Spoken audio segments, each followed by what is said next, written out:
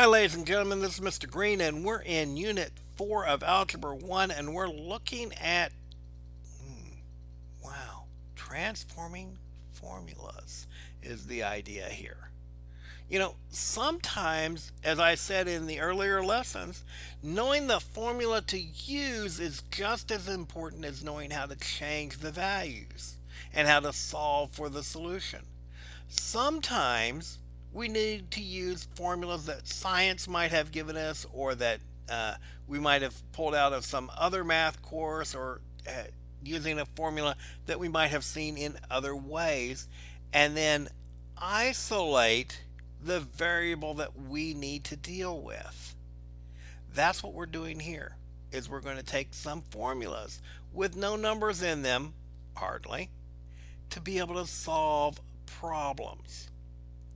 In this particular situation, if we have 100 foot of fencing and we want to make a pen, an enclosure that is twice as long as wide, well, we know the formula for perimeter. And if we're making a pen, we're making something that is an enclosure. And so that enclosure is 100 foot of fencing. We can use that perimeter formula for a rectangular pen. 2 times the length plus 2 times the width. Now, wait a second. That's the opposite of the distributive property. 2 times the length plus the width. But we're not wanting to know the perimeter. We know how much fence we have. We want to know the dimensions to use, right? So what we're going to do is we're going to say divide by the 2. The perimeter divided by 2 will be equal to the length plus the width. And I can subtract the width from both sides, and so the perimeter divided by 2 will equal the width, or minus the width will equal the length that we want to use. But we know that the length is twice as long as wide. What I've done to this point is I've solved for a variable. I isolated one of my variables. And the question here told me long as wide. That told me I wanted to solve for the length and then substitute in the fact that the length is 2w. Length equals 2w. So I can replace the L with 2w here. Now I can just do some of the opposite things I've already done. I can add w to both sides and wind up with p over 2 is equal to 3w. I can multiply by I can multiply times the reciprocal of 1 over 3 and wind up with p divided by 6 is equal to w. Now I can figure out the fencing that I need. I have 100 divided by 6 is equal to w. It's easy to do at that point. 100 divided by 6 equals 16 and 2/3. 16 and 2/3 feet. And the width, I'm sorry, that's the width. So the length is twice that. It'll be 33 and 1/3 feet. So it'll be 33 and 1/3 feet by 16 and 2/3 feet. Twice as long as this. Now, you're saying, Mr. Green, how'd you get those numbers? I'm pretty smart that way. I want to show you a trick on the calculator today. See how this says 16.666? Okay? Well, you might know that 0.6666667 is 2/3, but in case you didn't, I'm going to subtract the whole number because I know that's going to be 16. But I can take this decimal, press this math button, and turn it into a fraction. See how one says arrow fraction? I want to turn the answer into a fraction, and it will turn it into the fraction 2/3. That's something I can measure on a measuring stick. 16 and 2/3. That's how I got this right here. 16 and 2/3.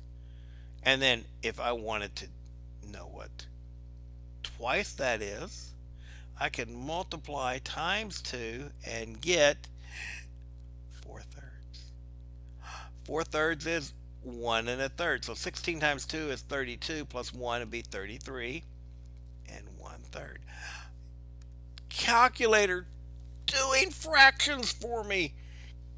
Can you believe it?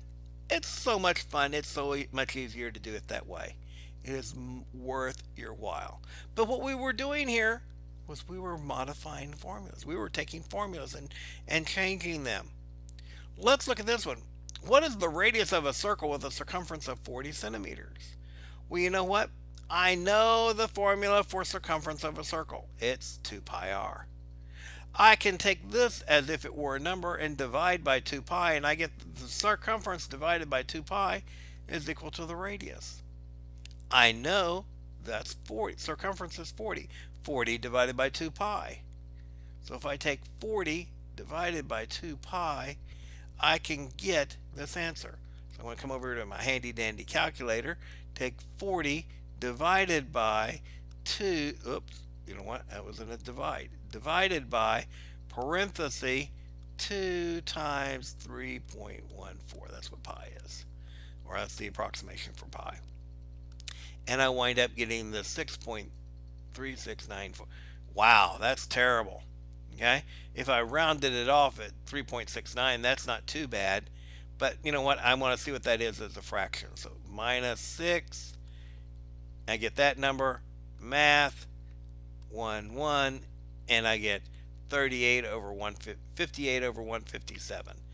6 and 58 157ths, or 6.369 centimeters. Guess what? This is more accurate. Why? Because I had to round this, didn't I? I took the next digit and dropped it off. So which one would be a more accurate number? This one, the fraction. And how did we get this? We took the formula for circumference and we solved it for the radius. Plugged the values that we knew into it and solved for the radius, and we found the radius. That is a common thing to do in algebra, is to solve an equation for a variable and then use the values that you might know, plugging them into the equation to get the values for that variable that make it work. Okay? So that's what you're going to be doing. I'm sure you're going to have questions coming out of this lesson. If you do, bring them to tutoring, talk to me about them. Bring them to Class Connect, we'll bring it up. I look forward to seeing you next time.